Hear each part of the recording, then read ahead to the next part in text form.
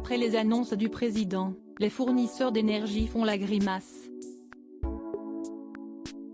Ce jeudi 5 janvier, devant une délégation de boulangers présents à l'Élysée pour la galette de l'Épiphanie, Emmanuel Macron a déclaré son ras-le-bol des numéros verts, mais aussi ses mesures de protection pour les petits commerçants face à l'envolée des prix des factures énergétiques.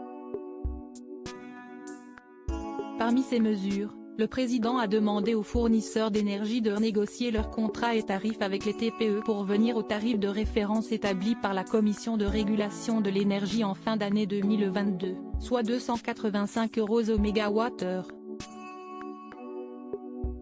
Cependant, durant son discours, le président a lui parlé d'un tarif fixé plutôt aux alentours de 220 € le mégawattheure pour les prochains mois, tandis que, selon les informations du Parisien dans un article de ce jeudi 5 janvier, la Commission de régulation de l'énergie devrait réajuster en ce début d'année son indice, en fixant le tarif de référence à 260 € le mégawattheure.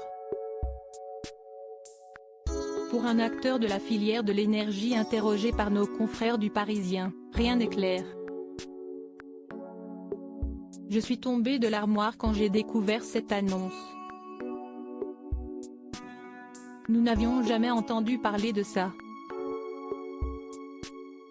Un autre fournisseur a également abondé dans ce sens. Concrètement, ça veut dire qu'on va vendre à perte.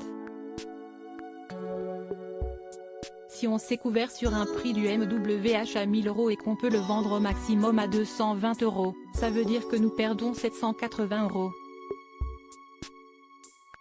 Ce n'est pas tenable. Et je ne suis pas sûr que ce soit légal. Reste donc à savoir par quel jeu d'équilibriste le président de la République, les fournisseurs d'énergie et les commerçants vont pouvoir trouver un terrain d'entente où tout le monde sera satisfait. Emmanuel et Brigitte Macron aux États-Unis, bain de foule à leur arrivée à la Nouvelle-Orléans. Emmanuel Macron, son interview hors du commun. Ce défi autour des prix de l'énergie n'est d'ailleurs pas le seul que le président et son équipe gouvernementale vont devoir relever durant ce mois de janvier. L'année 2023 commence sur les chapeaux de roue pour l'exécutif avec une série de mesures et de projets de loi à mettre en place, notamment la controversée réforme des retraites. Parmi tout ce tumulte, le président a tout de même profité d'une petite bulle extraordinaire.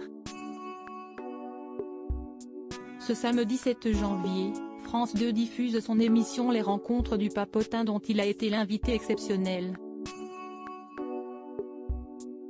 Face à des journalistes atteints de troubles du spectre autistique, Emmanuel Macron a bien voulu se prêter au jeu et a fait face à des questions qui ne manquaient pas de franchise.